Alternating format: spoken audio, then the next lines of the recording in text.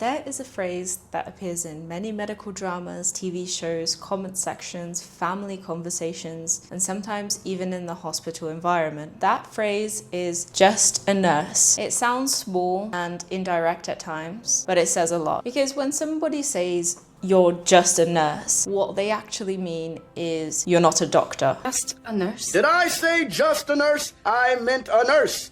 And if you watch enough medical TV, you will start to notice the same pattern. Doctors are usually written as brilliant, intelligent, complicated, and powerful main characters in most TV shows. They diagnose rare conditions in minutes. They perform life-saving surgeries, break the rules, save the day, and even when they're arrogant and rude to patients, they're rewarded. Nurses, on the other hand, are often found in the background, performing caring tasks, invisible, sexualized, or treated like assistants to the real decision makers. But the reality is fairly more complicated because nurses are undervalued, female doctors are also undervalued, women in medicine are mistaken for nurses, judged on their appearance, spoken over, disregarded, and treated as less than. And when it comes to surgery in particular, the conversation becomes even more dark. This video is not going to be nurses good, doctors bad, because that is simply not the case. That would be too easy and honestly not true at all. This video is about gender, hierarchy within the hospital, media, ego, professional identity, patient safety, and why healthcare still struggles to value different kinds of expertise properly.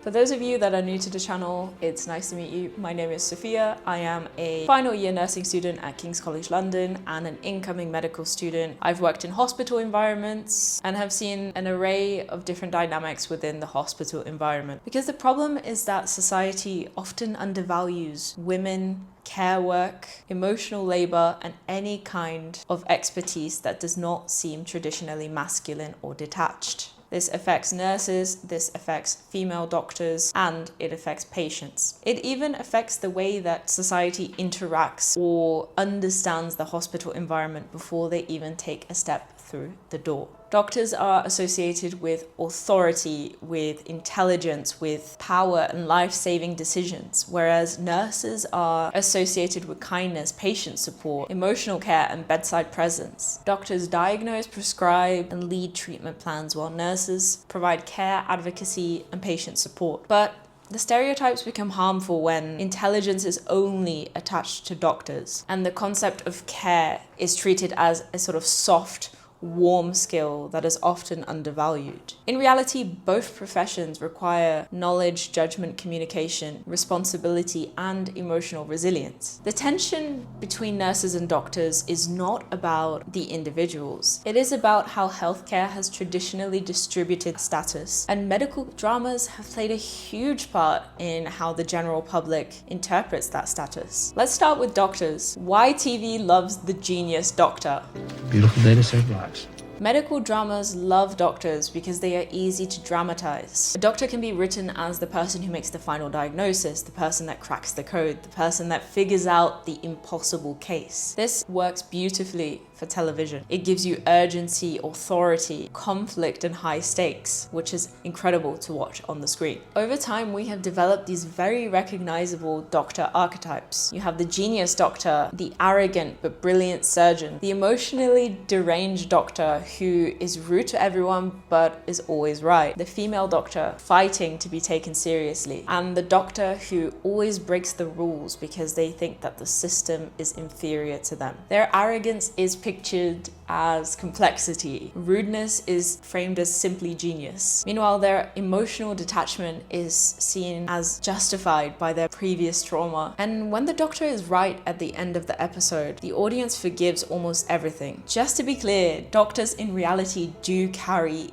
a lot of responsibility. They are responsible for managing treatment plans, diagnosing, scheduling treatments, undertaking surgery, procedures. They train for years and years, and even when they graduate, they have a long road ahead of them of continual learning and examinations. They work incredibly hard and make complex decisions all of the time. But Television does this thing where it exaggerates the doctor's role so that it almost seems that everyone else in the hospital's world orbits just around them. So nothing else works without them. This creates such a distorted picture. In reality, in healthcare, no patient is saved by just one brilliant person alone. In most cases, it's a team sport. But if we think about popular media and TV shows, they always have to have a main character. And most of the time, the main character is the doctor. So what happens to nurses in medical dramas? Nurses in medical dramas tend to fall into certain stereotypes. This includes the angel nurse, the caring nurse, the sexy nurse. Billy, It's my girlfriend. your nurse became your girlfriend. Sweet. She was never my nurse. I met her at Chili's. She was my waitress. The strict matron, or the background nurse, who essentially exists just to hand the doctor something. The stereotype implies that nursing is much lower down on the intelligence ladder, not a separate profession, not a different area of expertise, but something completely inferior. And this is where the role of gender becomes impossible to ignore. Historically, nursing has been a female-dominated profession. Traditionally, work associated with women has been reflected on as something natural rather than learned skill. Care becomes something that women are just naturally good at. Emotional labor becomes an instinct, and the clinical knowledge that nurses have underneath it all becomes absolutely invisible. Research on nursing stereotypes in popular media has recently found that representations of nurses as subordinate to doctors, eager to please, and less autonomous than the reality of the nursing profession. A 2023 scoping review found that recurring media images of nurses who are female, young, subordinate, and lacking of authority has directly impacted the public's understanding of what a nurse actually looks like, as well as what they do. The problem isn't that nurses are just perceived as caring, because they are caring. Inherently, everyone in healthcare should be caring. The problem is when that ability to care is seen as the opposite of intelligence. In real life, if we think about the role of the nurse in a clinical environment, it is not just about providing emotional support. It is about recognized signs of deterioration, medication safety, risk management, patient advocacy, safeguarding, and without having the intelligence to underpin those skills, nurses wouldn't be able to perform how they are now. Nurses learn anatomy, physiology, they learn about medication through pharmacology and pharmacy. However, their role in the healthcare system in popular media is seemingly subordinate and not respected as intelligent. Rather, it's seen as inferior to the doctor, despite them being two completely separate disciplines. You're a doctor, that's all you are. That's how you define yourself. Think that you're better than me because... No, I do not think. Admit it. Admit it right now, I'll never respect you again. Sometimes that's true. If you think about it, a doctor running into an emergency surgery into the operating theatre is cinematic, but watching a nurse over a 12-hour shift identifying those signs of deterioration is much harder to film. But that does not make it less important. Let's talk about the just a nurse insult. The reason this line works in a show like Scrubs is because the audience already understands the hierarchy. Nobody needs to explain why it is insulting. The insult only lands because we already live in a culture where nurses are sometimes treated lower than the doctor. And what is interesting about the phrase just a nurse is that it doesn't just insult nurses. It also reveals how we rank different roles. It shows that technical skill is more valuable and traditionally masculine coded work is more valuable than traditionally female coded work. But in reality, nursing is not failed medicine. The nurse is no longer the doctor's assistant. It is not medicine's assistant profession. Nursing is its own profession with its own knowledge base, its own curriculum, its own responsibilities. Are you a doctor, Nurse Espinosa? No, sir. You're damn right you're not. When people say you're a nurse, so why don't you just become a doctor? It just demonstrates how society sees nursing as a stepping stone and medicine as almost a upwards ranking. If I think back to my personal experiences, I know people in my course who have shared stories with me that their families have said to them, "You're so intelligent, why are you doing nursing and not medicine?" So it shows that there's this sort of idea that nurses are incapable or they do not have the intellect to go and do medicine instead, which in many cases is not the truth. I know people who have done far better academically and they are studying nursing or are currently nurses than people I know who are currently doctors and are studying medicine. In terms of my personal experience, I have seen that it is often difficult for people to recognize that these are two separate professions. People go into nursing not because they couldn't be a doctor in most cases. Of course, there are cases where that does happen. And you might be wondering, at the beginning of the video, you said you are a final year nursing student and you're going to start medical school. So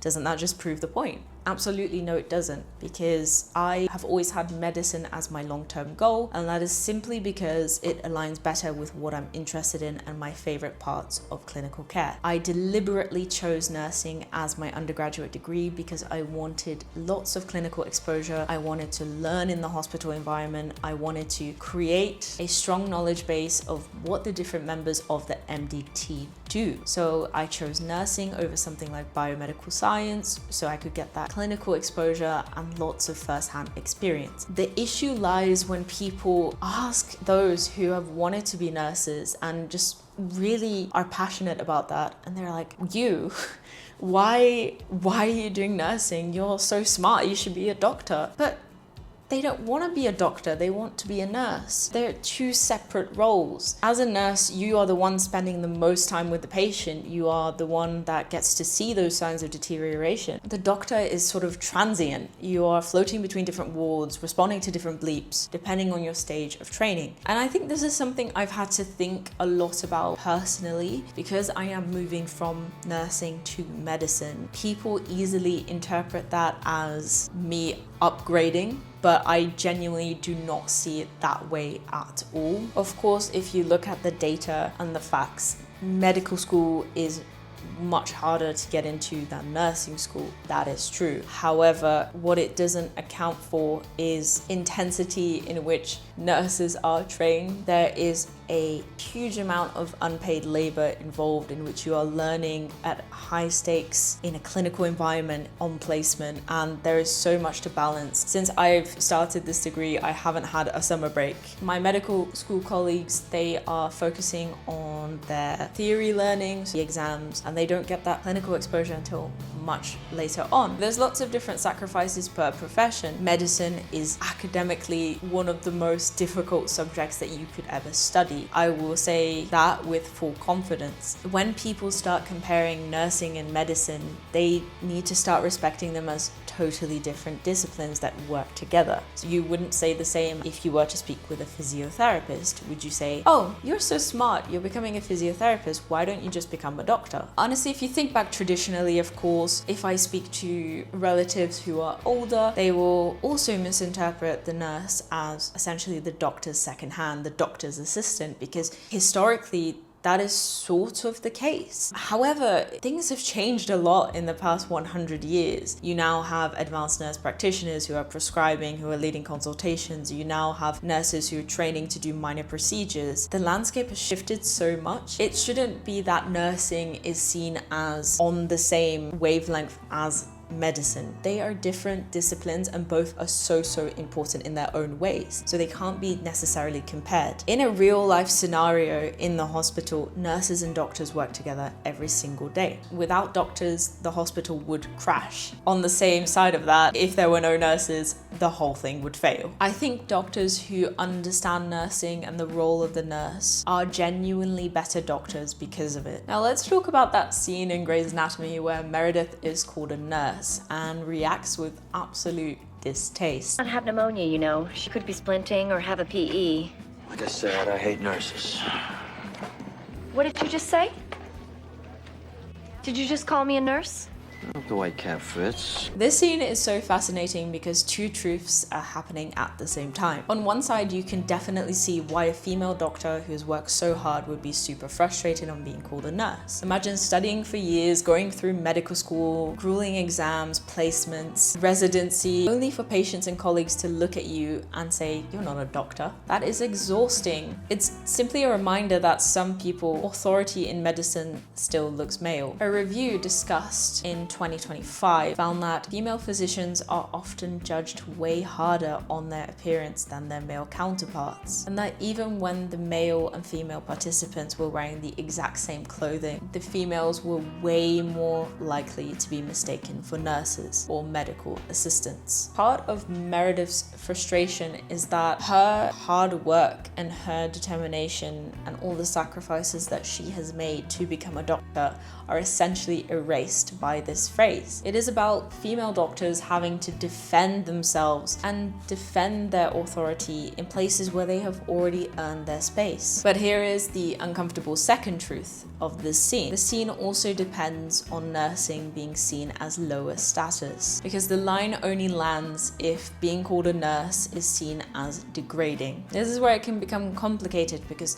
female doctors are constantly fighting sexism in the workplace, but sometimes that sexism is expressed through the devaluation of nursing. So how do female doctors assert their authority without resorting to insulting nurses and reinforcing the idea that nursing is beneath them? "I am not your nurse" is one thing, but "don't insult me by calling me a nurse" is a completely different thing. Correcting your title is valid, but devaluing someone else's is not. This is where the conversation expands beyond nursing, because yes, nurses are devalued and so are female doctors, which matters a lot. In 2025, the GMC announced that in the UK, for the first time ever, there was slightly more licensed female doctors than male doctors. But representation does not automatically erase bias. A profession can become more female but still be shaped by old assumptions about authority and leadership. Female doctors are still describing that they are being referred to as nurses or mistaken for assistants. Many of them have also noted that they are being called by their first name in comparison to their male counterparts who are referred to as doctor. Female doctors have also noted that they are being questioned more aggressively by patients, judged on what they wear, judged on whether they smile, judged on whether they are warm enough or confident enough. That is an impossible standard to set in an already difficult career. It's almost as if women can't win. If a doctor is too warm, she may be seen as less authoritative. If she is direct, she may be seen as rude. If she's young, she may be seen as inexperienced. If she's attractive, she may be sexualized. This is why the mistaken for a nurse issue is emotionally loaded, because for many female doctors, it is not about looking down on nurses. In fact, it's because they are being repeatedly denied the authority that they deserve. It becomes a pattern in which women are told you can enter medicine, but you still have to prove that you belong here. This is no job for a nurse. I'll take it from here. You know very well I'm not a nurse. Back off. Clear.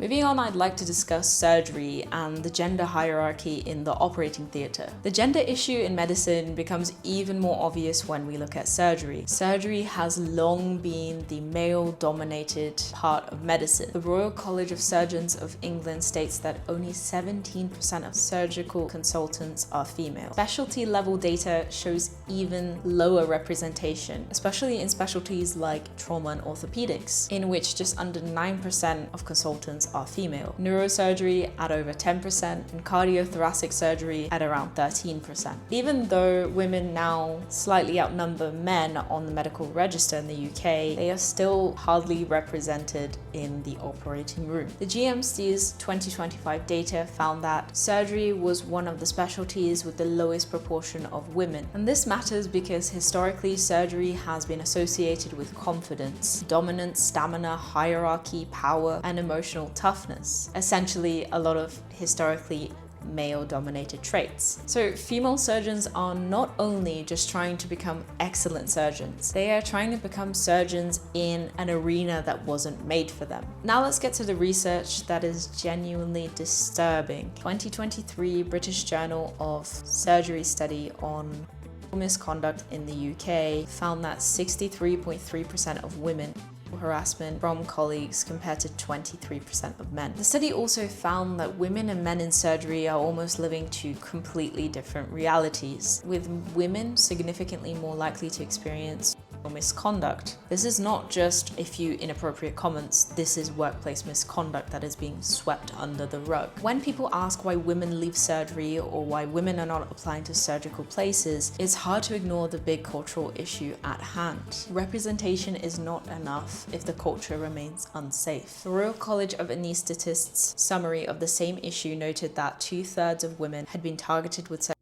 harassment from colleagues, and that only 16% of those made a report. That low reporting rate matters a lot, because if people don't report, it is not that something didn't happen. It can be because they don't trust the system and they're scared. They fear career damage after all that they've worked for. They fear not being believed. They fear that the person who inflicted this is far too senior, too powerful, too respected. And this brings us back to hierarchy, because hierarchy does not just affect nurse-doctor communication, also affects what happens in medicine itself. Moving on, I'd like to discuss what nurses actually do. This video is most reflective of Western societies just because that is the society in which I live. The media stereotype of nurses is often so shallow that many people don't actually understand what it is that nurses do. In real hospitals, nurses are not simply helping doctors. They are not just changing sheets. They are not just cleaning patients. That is not the case. They are triaging, they are assessing, they are making critical clinical decisions, they are escalating, they are managing safe medication administration, they are educating families, liaising with them, administering medication regimes, they are following up on safeguarding referrals, they are ensuring an appropriate care package is in place for that patient once they leave the hospital. They are preventing pressure damage,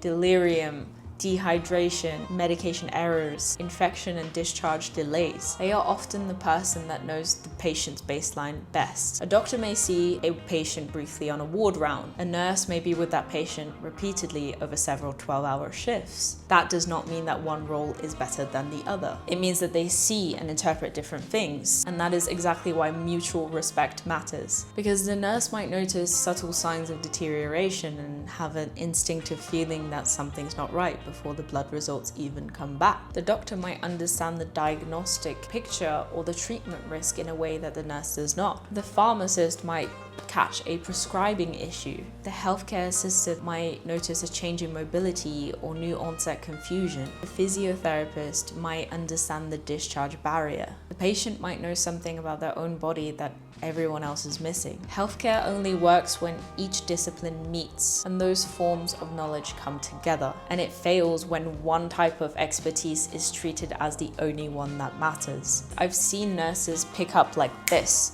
signs of deterioration before any clinical data was available. They have this instinctive, intuitive ability to triage, to thoroughly assess, to conduct thorough A to E assessments and determine whether this case needs escalation and appropriate review. It may not look cinematic, but it is key for patient safety. Now let's discuss what doctors actually do. I want to be fair to doctors because in a lot of online discussions, you often see people who have had bad experiences, and doctors can be reduced to another stereotype in itself, which is the arrogant, dismissive, egotistical, emotionally detached medic. And yes, some doctors are arrogant. Some doctors do dismiss nurses and treat them as inferior. That does happen, and unfortunately, that is something I have witnessed. And some doctors do communicate badly. Some doctors do treat their hierarchical position as their own personality trait. But that is not the whole profession. Doctors are trained to diagnose, to identify, to take clinical responsibility. They are often making decisions with incomplete patient information, time pressures, managing loads of patients at once, while being interrupted constantly. They are legally and professionally accountable for decisions that can have serious consequences. And especially for resident doctors, the job can be absolutely brutal. Long hours, rotations, exams, no time off, damage to social networks, fear of making mistakes, being called from every single direction, running around the hospital, being expected to know what to do instinctively, meanwhile you're still learning. So when we talk about the doctor's ego, I think it has a lot of nuance. Confidence is necessary in medicine, so is decisiveness and authority. But confidence becomes a big problem when that turns into superiority, when it silences other people and medics perceive themselves as greater than. It is so important to listen to the input of other members of the team in order to have a well-rounded holistic picture of the patient's clinical status. If a medic has a superiority complex in which they believe that their assessment and their opinion is the only clinical one that matters, then that becomes a huge risk.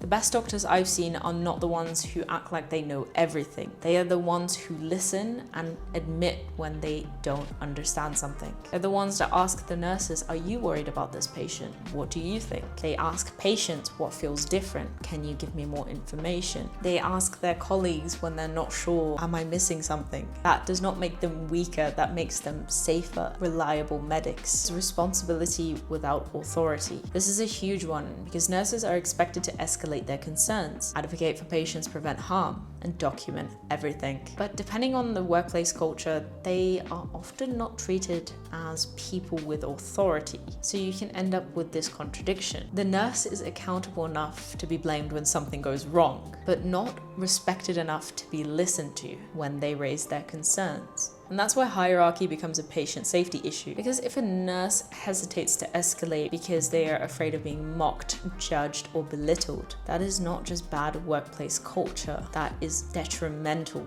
to patient care. A lot of this comes across as very subtle. Sometimes it's a tone, the way that someone said something. Sometimes it's the male consultant interacting with the male medical student, but completely ignoring their female registrar who is assumed to be a nurse. Sometimes it's a patient looking at the male nurse and calling him a doctor while calling the female doctor a nurse. Now let's talk about the phrase doctor superiority complex. People like to throw this phrase around a lot, and I can see why. Many nurses, healthcare assistants, patients, and even resident doctors have had experiences where they felt spoken down to and belittled by other doctors. Sometimes that is real. Sometimes it comes across as sexism, as classism, as hierarchy, and at times even racism. Sometimes it's just a doctor who has been trained in a setting where being detached or blunt is mistaken for being competent. But I don't think it's fair to say that all doctors have superiority complexes, because they simply do not.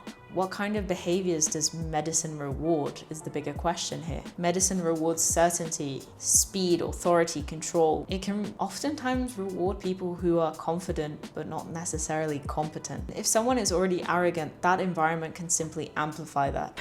Okay, I'm not dating a nurse. But sometimes it's just arrogance manifesting because of exhaustion, because of fear. Sometimes it's a junior who is trying desperately not to look uncertain. A stressful job does not justify dismissing nurses, dismissing colleagues, dismissing those who are trying to help. A high level of responsibility does not mean that other people do not have knowledge. I'd also like to briefly touch upon the role of the male nurse and how this impacts them. As we mentioned before several times in this video, the role of the nurse is seen as traditionally female. So many nurses who are male are mistaken for doctors. And historically, this association with nursing as a female position has deterred a lot of males from entering the profession. You're a big enough person not to let that bother you, right? I'm dating a nurse. So Paul's a male nurse. Which is an interesting thing to think about. The fact that we call the nurse a nurse, but if it's a nurse who is a male, it's the male nurse, that can also be sort of a source of conflict. A couple of nurses asked them out. Maybe they're with them. Hey, male nurses? I was bummed too. And the people I know in my course, those who are male are often identified on placement as doctors or medical students rather than nursing students. The world loves to perpetuate this idea of nurses being female and subordinate, but hopefully with time things begin to change more. So what would better media representation actually look like? I don't think every medical drama needs to become a documentary. I think if we look at current day medical TV shows, for example, The Pit is quite a great representation. However, again, it does focus on the medical team primarily. If we think in a real life clinical scenario, it is the nurses who are taking the bloods. It is the nurses that are doing those immediate interventions, whereas in many TV shows, they are depicting the doctor as the one that is doing almost everything. Drama needs conflict. Characters need flaws. Not every nurse has to be perfect, and not every doctor has to be presented as arrogant, but we need more complexity. We need nurses who are shown as clinically skilled, not just nice. We need doctors who listen and don't just dominate the screen. We need female doctors who do not have to constantly prove themselves. We need male nurses who are not presented as jokes or failed doctors. We need female surgeons who are not portrayed as cold, abnormal, or sacrificing their humanity. We need healthcare assistants, pharmacists, physiotherapists, and the MDT to be better represented in these shows, because it is skewing how the general population understands these roles, and it directly impacts people when they are admitted to hospital, because they have this almost expectation from the media that they've been exposed to. Hospitals are not run by doctors. They are not run by one profession. They are ecosystems. And if TV keeps pretending that healthcare is just doctors making heroic decisions while everyone just watches, the public will continue to misunderstand how things actually work. For me, moving from nursing into medicine has made this topic feel quite personal, especially when I reflect on my own personal experiences and those of my friends. I know what it feels like to be a nurse and feel misunderstood or even degraded, but I know how much knowledge sits behind good nursing care. I know how much patients rely on nurses, and I know how difficult it would be without nurses. It would be impossible. And I also know that when I become a doctor, I never want to forget that. As someone with friends in different disciplines, physiotherapy, pharmacy, nursing, midwifery, medicine, dentistry, it's really interesting to see how these stereotypes and these sort of ideas are perpetuated even in our generation. One of my friends was living in a student accommodation with a medical student and had tried to make conversation with him that, oh, that's great that you do medicine. That's really awesome. My friend also does placements in that hospital. He goes, what does she study? Oh, she's a nursing student. And he goes,